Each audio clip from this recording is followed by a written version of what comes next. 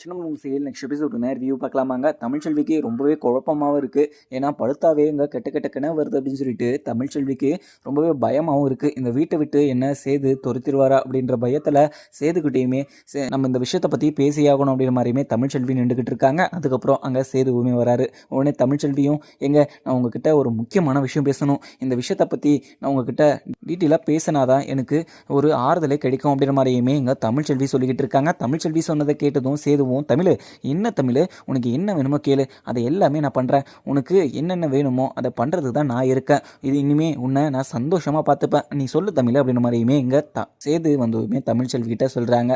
தமிழ்ச்செல்வியுமே இதை கேட்டுட்டு அது நீங்கள் என் மேலே வச்சுக்கிட்டு இருக்க பாசம் உண்மையா பொய்யன்னு சொல்லிட்டு எனக்கு கெஸ் பண்ண தெரியலைங்க.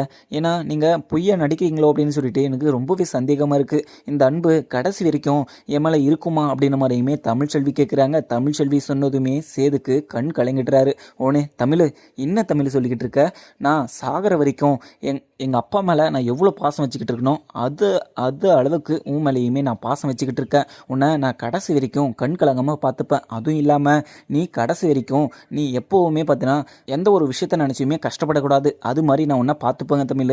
இன்னும் தமிழ் இந்த மாதிரி டைமில் நீ இப்படி ஒரு வார்த்தை கேட்குற அப்படின்ற மாதிரியுமே இங்கே சேது சொல்கிறாரு. அதுக்கப்புறம் தமிழ்ச்செல்வியும் இல்லைங்க, எனக்கு படுத்தாவே கெட்ட கெட்ட கிணவு வருது, அதுவும் இல்லாமல் நீங்கள் என்ன இந்த வீட்டை விட்டு துரத்துற மாதிரியெல்லாம் கிணவு வருது, அதனால தான் இந்த விஷயத்தை பற்றி உங்ககிட்ட கேட்டேன், எனக்கு நீங்கள் நல்லா பார்த்துப்பீங்க அப்படின்னு சொல்லிட்டு எனக்கு நம்பிக்கை இருக்குது, நான் கடைசி வரைக்கும் உங்களை விட்டு நான் பிரிய மாட்டேன், உங்களை விட்டு பிரிஞ்சுட்டு இருந்தேன், ஆனால் இனிமேல் நான் உங்களை விட்டு பிரியவே மாட்டேன் அப்படின்ற மாதிரியுமே தமிழ்ச்செல்வி சொல்லிடுறாங்க. தமிழ்ச்செல்வி சொன்னதை நினச்சி இங்கே சேதுக்கு ரொம்பவே சந்தோஷமாக இருக்குது. தமிழ் நீ எதுக்குமே நினச்சி கவலைப்படாத, நான் உன்னை பத்திரமா பார்த்துப்பேன், நீ அதெல்லாம் நினச்சி குழப்பிக்கிட்டு இருக்காத, இதுக்கு மேலேயுமே நம்மளோட லைஃப் இருக்குது, அதே மாதிரி நம்மளை நம்பி ஒரு குழந்தையுமே வரப்போகுது, அதை நம்ம பத்திரமா பார்த்துக்கிட்டு உன்னோட நான் சந்தோஷமாக இருக்கேன் அப்படின்னு மாதிரியுமே இங்கே சேதுவுமே சொல்லிடுறாரு. இதை கேட்ட தமிழ்ச்செல்விக்கு ரொம்பவே சந்தோஷம்.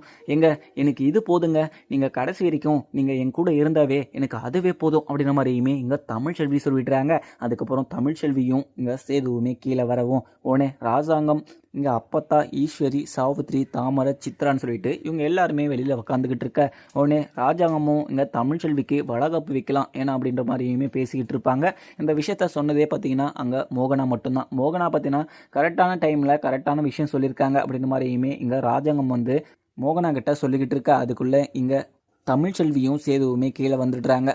அந்த விஷயத்தை பற்றி இங்கே தமிழ்ச்செல்விக்கிட்டையும் சேதுக்கிட்டையுமே பேசணும் அப்படின்ற மாதிரியுமே இங்கே ராஜாங்கமும் அப்பத்தா கிட்ட சொல்கிறாங்க. அப்பத்தாவும் சரிதான் அரசாங்கம், இந்த மாதிரி விஷயத்த நம்ம அவங்கக்கிட்ட சொல்லி தான் ஆகணும் அப்படின்ற மாதிரியுமே அங்கே அப்பத்தாவுமே சொல்லிடுறாங்க. இங்கே மோகனாவுமே இந்த விஷயத்த சொல்லிட்டு ரொம்பவே சந்தோஷமாக இருக்காங்க. அதுவும் இல்லாமல் ரொம்ப நாள் கழித்து அங்கே மோகனாவை இங்கே சேதுவுமே அம்மான்னு கூட்டுறதுல அங்கே மோகனா ரொம்பவே சந்தோஷம். அதுக்கு முன்னாடியிலேருந்தே இங்கே சேது மேலே ரொம்பவே பாசம் வச்சுக்கிட்டு தான் இருந்தாங்க மோகனாவும். ஆனால் அம்மாவுன்னு எப்போ என்ன சேது கூப்பிடுவான் அப்படின்ற மாதிரியுமே இங்கே மோகனாவுமே வெயிட் பண்ணிட்டு இருந்திருப்பாங்க. அந்த சமயத்தில் இங்கே கோர்ட்டுக்கு போகும்போது அங்கே சேது சொன்ன வார்த்தை இன்னைக்கு வரைக்கும் மோகனா மனசில் சந்தோஷத்தை தான் உருவாக்கிக்கிட்டு இருக்கு. அதுக்கப்புறம் இங்கே ராஜாங்கமும் அந்த வளகாப்பு விஷயத்தையுமே இங்கே சேதுக்கிட்ட சொல்லிடுறாங்க. சேதுவும் அப்பா நீங்கள் சொல்கிற மாதிரி நடத்திக்கலாம், இந்த விஷயத்த நானே சொல்லலான்னு நினச்சேன், ஆனால் எனக்கு ஞாபகம் இல்லைப்பா, ஏன்னா இங்கே தமிழ்ச்செல்வியை நான் கோயிலுக்கு கூட்டிகிட்டு போகலாம் அப்படின்னு சொல்லிட்டு நினச்சிட்டு இருந்தேன், அந்த ஒரு ஞாபகத்தில் நான் இதை மறந்துட்டேன்ப்பா அப்படின்ற மாதிரியுமே இங்கே சேது சொல்லிடுறாரு. அதுக்கப்புறம் இங்கே ராஜாங்கமும் சேது இதுக்கு மேலேயுமே தமிழ்ச்செல்வியை நீ எந்த ஒரு கஷ்டமும் படுத்தக்கூடாது, அதே மாதிரி அவள் கஷ்டப்படுற மாதிரி நீ எதுவுமே நடந்துக்க கூட கூடாது, அவள் சொல்கிறத நீ கேட்கணும் அப்படின்ற மாதிரியுமே இங்கே ராஜாங்கமும் ஒரு ரூல்ஸையுமே போடுறாங்க. இதுக்கு சேதுவுமே சம்மதிச்சிடுறாரு. சேது சம்மதம் சொன்னதில் இங்கே தமிழ்ச்செல்விக்கு சந்தோஷம். ஆனால் அங்கே இருக்கிற ஈஸ்வரி, சாவித்ரி, சித்ரா, தாமரைன்னு சொல்லிட்டு இவங்க எல்லாருக்குமே கோவம். அதுக்கப்புறம் இங்கே ஈஸ்வரியும் மாமா என்ன மாமா பேசிக்கிட்டு இருக்கீங்க, அங்கே பொண்ணோட வீட்டில் இருந்து தான் அவங்க வளகாப்பு ரெடி பண்ணிவிட்டு எல்லா ஒரு ஏற்பாடையுமே பண்ணிவிட்டு நம்மளை கூப்பிடணும், நாம் எதுக்கு இதெல்லாம் நம்ம ரெடி பண்ணணும், அவங்க தான் மாமா பண்ணணும், எதுக்கு நீங்கள் வீண் சிரமப்பட்டுக்கிட்டு இருக்கீங்க அப்படின்ற மாதிரியுமே இங்கே ஈஸ்வரி இன்னொரு கொஷினுமே எழுப்புறாங்க. அதுக்குமே இங்கே ராஜாங்கம் ஈஸ்வரி என்ன பேசிக்கிட்டு இருக்க, அவங்களுக்கு நாத்துக்கு நம்ம சிரமம் கொடுக்கணும், அதுவும் இல்லாமல் அவங்களுக்கு நாத்துக்கு எந்த செலவும் இருக்கக்கூடாது, அதுவும் இல்லாமல் நாமளே இந்த ஒரு விஷயத்த வளகாப்பு விஷயத்த நாமளே பார்த்துக்கலாம், அதில் என்ன பிரச்சனை இருக்குது, நீ எதுக்கு இது மாதிரிலாம் பேசிக்கிட்டு இருக்க அப்படின்னு சொல்லிட்டு இங்கே ராஜாங்கமும் ஈஸ்வரி வாயை மூடிடுறாங்க. அதுக்கப்புறம் இங்கே அப்பத்தாவுமே கரெக்டாக சொன்ன ராஜாங்கம். ஈஸ்வரி இந்த நேரத்தில் என்ன பேசுறதுன்னு சொல்லிட்டு உங்களுக்கெல்லாம் கொஞ்சம் கூட புரியாது. யார் நல்லா இருந்தாலுமே உங்களுக்கு பிடிக்காதே பொறுக்காதே. நீ இது மாதிரி விஷயத்தெல்லாம் பேசவே பேசாத ஈஸ்வரி. இது மாதிரி விஷயத்த பேசுறதுனா இங்கே நிற்கவே நிற்காத அப்படின்னு சொல்லிட்டு இங்கே அப்பத்தாவுமே சொல்லிடுறாங்க. உடனே இங்கே ஈஸ்வரியும் சரிங்க அப்பத்தா, நான் இங்கே நிற்க மாட்டேன். நான் உங்களுக்கு நல்லது தான் சொன்னேன். நீங்கள் என்ன பண்ணால் எனக்கு என்ன, அவங்க விஷயத்துக்கு அவங்க லைஃபுக்கு நீங்கள் இது மாதிரி ஒரு விஷயத்த பேசிக்கிட்டு இருக்கீங்க. இதில் என்ன நான் தலையிட போகிறேன் அப்படின்னு சொல்லிட்டு அங்கேருந்து பார்த்தீங்கன்னா ஈஸ்வரியுமே கிளம்பிட்டுறாங்க. அதுக்கப்புறம் இங்கே சேதுவுமே கோயிலுக்கு போகிறேன்னு சொல்லிட்டு இருப்பார்ல, அந்த விஷயமா இங்கே சேதுவும் அங்கேருந்து கோயிலுக்கு போகிறதுக்காக ராஜாங்கம் அப்பத்தா மோகனான்னு சொல்லிட்டு இவங்க எல்லாருக்கிட்டையுமே சொல்லிட்டு அங்கேருந்து கிளம்பிடுறாங்க. எப்படியோ இங்கே ஈஸ்வரி அங்கே சேது போகிற கோயிலை கண்டுபிடிச்சி அங்கே அடியாளை விட்டு இவங்களை 2 பேரையுமே நம்ம முடிச்சு கட்டணும் அப்படின்ற மாதிரியுமே அங்கே பிளான் போட்டுக்கிட்டு இருக்க. அதுக்கப்புறம் இந்த விஷயமா இங்கே சித்ரா கிட்டையுமே ஈஸ்வரி சொல்லிக்கிட்டு இருக்காங்க. ராஜாங்கம் அங்கே ரூமுக்கு போகிற வழியில் அங்கே நின்றுக்கிட்டு இருக்காங்க.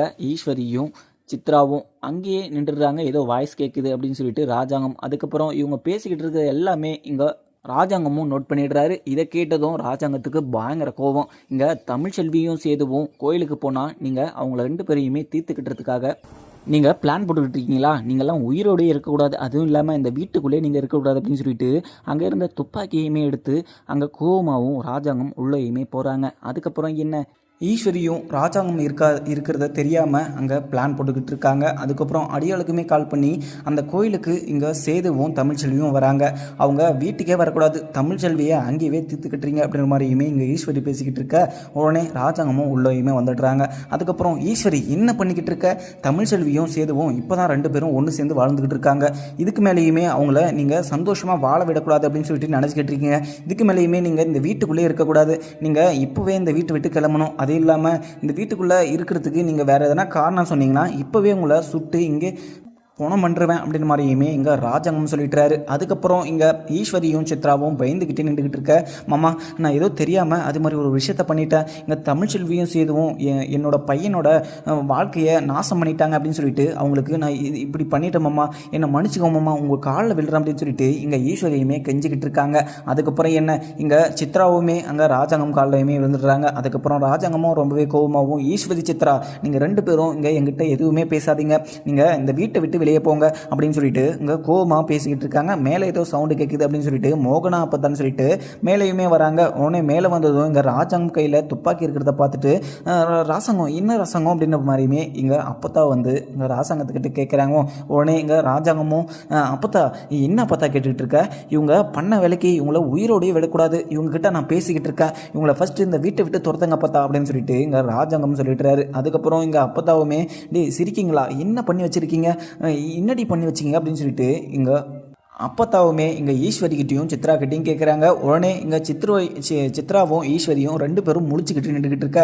அதுக்கப்புறம் ராஜாங்கமும் அப்பத்தா இதுக்கு மேலே அவங்க எந்த ஒரு ரீசனுமே சொல்லக்கூடாது, இதுக்கு மேலே அவங்க இந்த வீட்டிலேயுமே இருக்கக்கூடாது, இதுக்கு மேலே கடைசி வரைக்கும் அவங்க எங்கன்னா இருந்துக்கிட்டு போகிறாங்க, அங்கே இவங்க இந்த வீட்டிலே இருக்கக்கூடாது அப்பத்தா, என் கண்ணு முன்னாடி அவங்கள பார்த்தனா அவங்கள உயிரோடையே விட மாட்டேன் அப்படின்னு சொல்லிட்டு அங்கே ராஜாங்கமும் ரொம்பவே கோவமாக பேசிக்கிட்டு இருக்க. உடனே மோகனாவும் எங்கே என்னாச்சுங்க, எதுக்காக இவ்வளோ கோவப்படுறீங்க அப்படின்ற மாதிரியுமே இங்கே மோகனை கேட்குறாங்க. அதுக்கப்புறம் என்ன இங்கே ராஜாங்கமும் மோகனா இவங்க என்ன பண்ணிக்கிட்டு இருக்காங்க தெரியுமா, அங்கே தமிழ்ச்செல்வியும் சேதுவும் 2 பேரும் கோயிலுக்கு போயிருக்காங்க, அவங்கள அங்கேயே வச்சு முடிக்கிறதுக்கு இவங்க பிளான் போட்டுட்டு இருக்காங்க. அதுவும் இல்லாமல் நான் இப்போ இங்கே வந்ததுனால அவங்க 2 பேர் உயிரையுமே காப்பாற்ற முடிஞ்சது, இல்லைனா அவங்க 2 பேர் உயிரையுமே அவங்க அந்த கோயிலே எடுத்துகிட்டு அப்படின்ற மாதிரியுமே இங்கே ராஜாங்கமும் ரொம்பவே கோபமாகவும் பேசிக்கிட்டு இருக்காங்க. அதுக்கப்புறம் என்ன இதுன்னு பார்க்கலாமாங்க. வீடியோ பிடிச்சிருந்தா லைக் பண்ணுங்கள். Thank you friends.